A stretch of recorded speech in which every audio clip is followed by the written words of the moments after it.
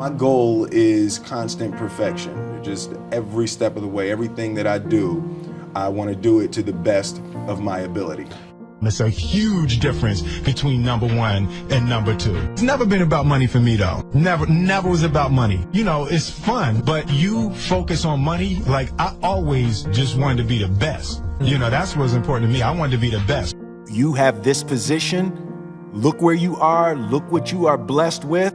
He was like, I'm sorry, but I'm not accepting anything other than absolute committed perfection from you. Like you can't, your work can never really be better than you are. Yet you see how big you could be.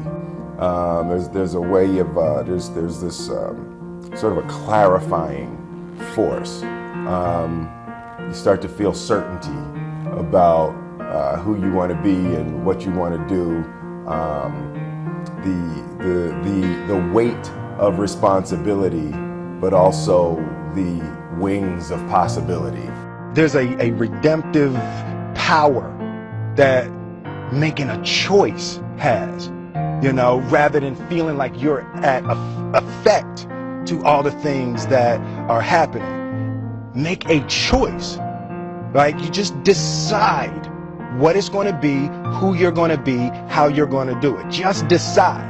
And then from that point, the universe is going to get out your way. Clarity. I really feel very clear about who I am and who I want to be.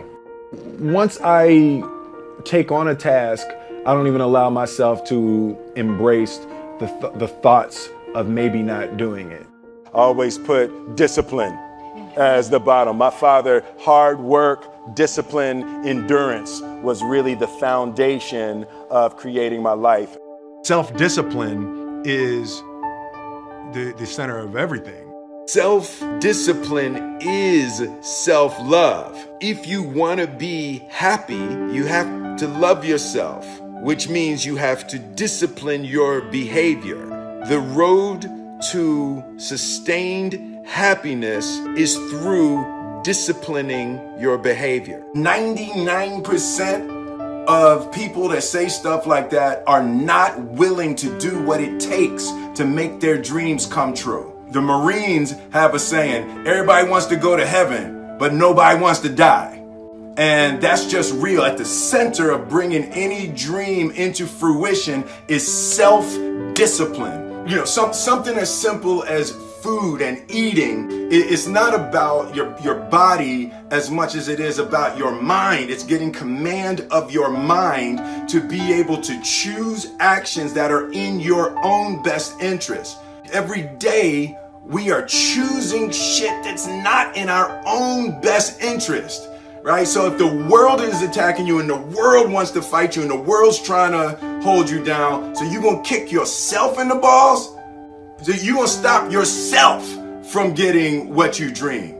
Self-discipline is the center of all material success. You cannot win the war against the world if you can't win the war against your own mind. I just hated that being scared to do something. And I think what developed in my early days was the attitude that I started attacking things that I was scared of.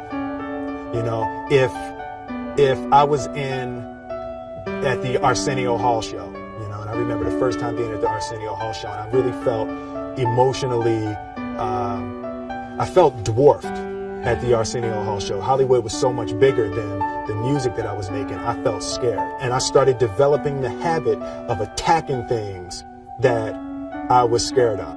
There was one concept that I would suggest to people to take a daily confrontation with is fear. The problem with fear is that it lies. And God placed the best things in life on the other side of terror. On the other side of your maximum fear are all of the best things in life. The confrontation with fear is an absolute magical way of facing the things we have to do in this life. Fear is the killer of creativity, man. And it's like, there's also a misconception about failing, right? It's like, no, to fail early, you have to fail often, and you have to fail forward. My grandmother used to say, you know, life give you a lemon, you go ahead and make lemonade. There's something that's really, it's like something really liberating when you stand up. When you get hit and you get knocked down and you stand up, there's like this new man that's created inside of you. It's funny because there's been disappointments, but every time I was disappointed, I came back with a newer, fresher attitude. Anything is possible with hard work and dedication, and no matter your race or your religion, creed, none of that matters.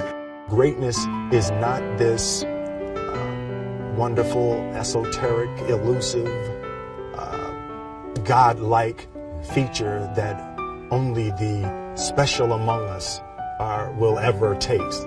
You know, it's something that truly exists in all of us. Very simple. This is what I believe, and I'm willing to die for it. Period. It's that simple. So from there, you do what you need to do. You don't try to build a wall. You don't set out to build a wall. You don't say, I'm going to build the biggest, baddest, greatest wall that's ever been built. You don't start there. You say, I'm going to lay this brick as perfectly as a brick can be laid. There will not be one brick on the face of the earth that's going to be laid better than this brick that I'm going to lay in this next 10 minutes. And you do that every single day, and soon you have a wall. I realized that to have the level of success that I want to have, it's difficult to spread it out and do multiple things. You know, it's in order to be world class, and I made a decision, I want to be world class. And it takes such a desperate, obsessive focus that I want to make movies. I spend a lot of time conceptualizing about my career, and I have really intelligent people around me that we sit and talk about what's the right move. Once I see a pattern, and I'm always looking for the pattern. I study the patterns of the universe. Feel the universe and feel the moments and feel the opportunities for what is right for me in this moment. Yeah, looking for the trends, because I want to do the least amount of grinding that I have to do, and I just want to slide into the great river. I learned really young that you follow who knows. You know, you just shut up and do what the person who knows says. The separation of talent and skill is one of the greatest misunderstood concepts for people who are trying to excel, who have dreams, that want to do things. Talent you have naturally. Skill is only developed by hours and hours and hours of beating on your craft. And, you know, for me, I feel like I have a relationship with the audience. They agree that they're going to go in droves. And I agree that every time they go, it's going to be better than the last time. When I moved into acting, that was the first time I started applying skill to my talents, right? And you know, I look at skill and talent separately. Like, you're born with talent. You know, it's like there's certain things that you just do naturally. You were gifted with a talent, and you have it. But skill is acquired through discipline, and you know, I've never seen myself as particularly talented. Where I excel is I'm willing to die in the process of acquiring skill. I don't live in a space of I can't. I live in this space of I feel confident that if I put in my 10,000 hours, that I can achieve anything. I will not be outworked, right? Period. You know, you might have more talent than me, you might be smarter than me, you might be sexier than me, you might be all of those things. You got it on me in 9 categories. You're not going to outwork me. It's such a simple, basic concept. The road to power is in taking responsibility. Your heart, your life, your happiness is your responsibility, and your responsibility alone. Don't be hanging with no jank-ass jokers that don't help you shine. The prerequisite for spending time with any person is that they nourish and inspire you. they feed your flame. Look at your last 5 text messages. Are those people feeding your flames or dousing your fire? Put your phone down for just a second and look around. Look to the people around you. Are those people throwing logs on your fire or are they pissing on it? The people that you spend time with are going to make or break your dreams. Being realistic is the most commonly traveled road to mediocrity. If you believe it, so it shall be. I want to be an idea. You know, I want to represent an idea. I want to represent possibilities. I want to represent magic, right? That you're in a universe and 2 + 2 equals 4. 2 + 2 only equals 4 if you accept that 2 + 2 equals 4. 2 + 2 is going to be what I want it to be.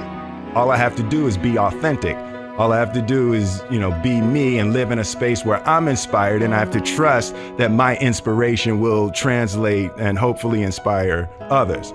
I want to be valuable to humanity. I want life to be of value to as many people and in as many ways as possible. Anytime I put something in the world, I'm always connecting to an idea. I'm always asked, why am I making this? Why? So I'm putting this out in the world. Why? Just keep loving people, right? That the thing is to make sure with your art is a gift to people to help their lives be better and to be brighter. What? Will the world be different because I was here? There's a contribution to the world inside of me that I can't reach. There's a thing that I'm supposed to be doing. There's a person that I want to be, that I always saw the reflection in my grandmother's eyes, of what it is, but I can't reach that thing. There's so much more that I feel that I have to offer that I can't access in myself.